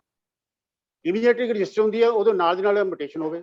ਮਿਊਟੇਸ਼ਨ ਕਰਨ ਵਾਸਤੇ ਲੋਕਾਂ ਨੂੰ ਕਚਹਿਰੀਆਂ ਦੇ ਵਿੱਚ ਝਗੜੇ ਪੈਂਦੇ ਗਿਆ, ਕਚਹਿਰੀ ਜਾਣਾ ਪੈਂਦਾ ਗਾ, ਕਰੈਕਸ਼ਨ ਦੇਣੀ ਪੈਂਦੀ ਆ। ਇਹ ਸਾਰਾ ਸਿਸਟਮ ਹੀ ਅਪਸੈਟ ਹੋਇਆ ਹੈਗਾ। ਇਹ ਸਿਸਟਮ ਨੂੰ ਚੇਂਜ ਕਰਨ ਵਾਸਤੇ ਸਾਡੀ ਪਾਰਟੀ ਦਾ ਮੇਨ ਮਕਸਦ ਇਹ ਕਰਪਟ ਸਿਸਟਮ ਨੂੰ ਚੇਂਜ ਕਰਨਾ, ਔਰ ਇਹ ਸਾਰੇ ਸਿਸਟਮ ਚੇਂਜ ਕਰਨ ਵਾਸਤੇ ਅਸੀਂ ਆਪਣੀ ਐਕਸਪਰਟ ਕਮੇਟੀਆਂ ਬਣਾਵਾਂਗੇ। ਵਿੱਚ ਮੇਰੇ ਨਾਲ ਮੇਰੇ ਹਾਈ ਕੋਰਟ ਜੱਜ ਕਈ ਬੜੇ ਹੈਗੇ ਜਿਹੜੇ ਕਿ ਫ੍ਰੀ ਆਫ ਕਾਸਟ ਮਤਲਬ ਫ੍ਰੀਲੀ ਉਹ ਸਰਵਿਸ ਦੇਣ ਨੂੰ ਤਿਆਰ ਹੈ। ਅਸੀਂ ਸਾਰੀਆਂ ਕਮੇਟੀਆਂ ਬਣਾ ਕੇ ਹਰ ਡਿਪਾਰਟਮੈਂਟ ਦੇ ਵੱਖਰੀਆਂ ਕਮੇਟੀਆਂ ਬਣਾ ਕੇ, ਔਰ ਜਿੰਨੇ ਲੂਪ ਹੋਲ ਛੱਡੇ ਗਏ ਆ ਔਰ ਜਿਵੇਂ ਇਹ ਮਿਸਯੂਜ਼ ਕਰਦੇ ਰੂਲ ਲਾ ਨੂੰ, ਉਹ ਸਾਰਿਆਂ ਨੂੰ ਉਹਨਾਂ ਨੂੰ ਅਸੀਂ ਮਤਲਬ ਠੀਕ ਕਰਾਂਗੇ, ਪਲੱਗ ਕਰਾਂਗੇ। ਇਹ ਤਾਂ ਬਹੁਤ ਅੱਛੇ। ਜੋਰਾ ਸਿੰਘ ਜੀ ਆਏ ਤੇ ਉਹਨਾਂ ਨੇ ਕਿਹਾ ਸੀ ਕੇਜਰੀਵਾਲ ਨੇ ਵੀ ਸਿੱਖ ਚਿਹਰਾ ਆਊਗਾ ਚੀਫ ਮਿਨਿਸਟਰ, ਤੁਹਾਡਾ ਨਾਂ ਤਾਂ ਨਹੀਂ ਉਹਨਾਂ ਨੇ ਕਿਤੇ ਮੈਂਸ਼ਨ ਕਰਤਾ ਕਿ ਨਹੀਂ ਕਰਤਾ ਤੁਹਾਨੂੰ? ਓਕੇ ਕੁਲਦੀਪ ਜੀ, ਮੈਂ ਜਿਹੜੀ ਤੁਹਾਡੀ ਗੱਲ ਦੇ ਉਹਦੇ ਤੇ ਮੈਂ ਇੱਕ ਕਮੈਂਟ ਕਰਨਾ ਚਾਹੁੰਦਾ। ਮੈਂ ਇਹ ਕਹਿਣਾ ਚਾਹੁੰਦਾ ਵੀ ਕੋਈ ਆਦਮੀ ਆਵੇ, A ਆਵੇ B ਆਵੇ, ਉਹ ਹਿੰਦੂ ਮਤਲਬ ਜਿਹੜੇ ਸਿੱਖ ਜੱਟ ਸਿੱਖ ਹੋਵੇ, SC ਹੋਵੇ, BC ਹੋਵੇ, ਕੋਈ ਹੋਵੇ, ਪੰਜਾਬ ਦਾ ਜੋ ਕਹਿ ਰਹੇ ਵੀ ਸਿੱਖ ਚਿਹਰਾ ਹੋ ਗਿਆ, ਉਹ ਚਿਹਰਾ ਹੋਵੇ ਜਿਹੜਾ ਕਿ ਪੜ੍ਹਿਆ ਲਿਖਿਆ ਹੋਵੇ ਔਰ ਉਹਦੀ ਜਿਹੜੀ ਰੈਪੂਟੇਸ਼ਨ ਨੀਟ ਐਂਡ ਕਲੀਨ ਹੋਵੇ। ਉਹ ਕੋਈ ਵੀ ਹੋਵੇ, ਮੈਨੂੰ ਜ਼ਿੰਮੇਵਾਰੀ ਕਿ ਮੈਂ ਕਰਾਂਗਾ, ਕਿ ਹੋਰ ਨੂੰ ਦੇਣਗੇ ਉਹਨੂੰ ਕਰਨਾਗਾ। ਮੈਂ ਪਾਰਟੀ ਨੂੰ ਅਵੇ ਕਰਾਂਗਾ। ਮੈਂ ਤਾਂ ਇਹ ਪਾਰਟੀ ਜਦੋਂ ਤੁਸੀਂ ਪੜ੍ਹੇ ਲਿਖੇ ਦੀ ਗੱਲ ਕੀਤੀ ਆ, ਮੈਂ ਵੀ ਤੁਹਾਨੂੰ ਕੁਐਸਚਨ ਕਰਦਾ ਹੈਗਾ, ਜਿਹੜੇ ਤੁਹਾਨੂੰ ਸਾਰੇ ਮਿਨਿਸਟਰ ਬਣਾਉਣੇ ਉਹਦੀ ਕੁਆਲੀਫਿਕੇਸ਼ਨ ਦੇਖੋਗੇ ਵੀ ਇਹ ਜੇ ਮੈਡੀਕਲ ਦਾ ਇੰਜੀਨੀਅਰ ਡਾਕਟਰ ਹੋਣਾ ਚਾਹੀਦਾ, ਲਾ ਕੀਤੀ ਹੋਣਾ, ਅਮਰੀਕਾ ਦੇ ਵਿੱਚ ਚੱਲਦਾ ਇਹ? ਦੇਖੋ ਮੇਰਾ ਵਿਊ ਇਹ ਹੈਗਾ, ਮੈਂ ਪਾਰਟੀ ਨੂੰ ਵੀ ਇਹੀ ਗੱਲ ਕਰਾਂਗਾ, ਜਿਹੜਾ ਮਹਿਕਮਾ ਹੈਗਾ ਐਟਲੀਸਟ ਉਹਦੀ ਨੌਲੇਜ ਤਾਂ ਹੋਣੀ ਚਾਹੀਦੀ ਹੈ। ਹੁਣ ਮੈਂ ਨਾ ਕਿ ਲਾ ਕੀਤਾ, ਮੈਨੂੰ ਲਾ ਦੀ ਨੌਲੇਜ ਹੈਗੀ ਹੈ। ਜੇ ਮੈਨੂੰ ਲਾ ਤੋਂ ਇਲਾਵਾ ਕਿ ਹੋਰ ਕਿਸੇ ਮਹਿਕਮੇ ਚ ਲਾਣਗੇ ਤੇ ਮੈਨੂੰ ਤਾਂ ਡਿਪੈਂਡ ਹੋਣਾ ਪਊਗਾ ਸੈਕਟਰੀਆਂ ਤੇ। ਕੋਈ ਨਹੀਂ, ਤੁਹਾਡਾ ਨਾਮ ਆ ਜਾਵੇ ਤਾਂ ਅਸੀਂ ਤੁਹਾਡੇ ਨਾਲ ਫਿਰ ਗੱਲ ਕਰਨ ਜੋਗੇ ਹੋ ਜਾਵਾਂਗੇ। Very good.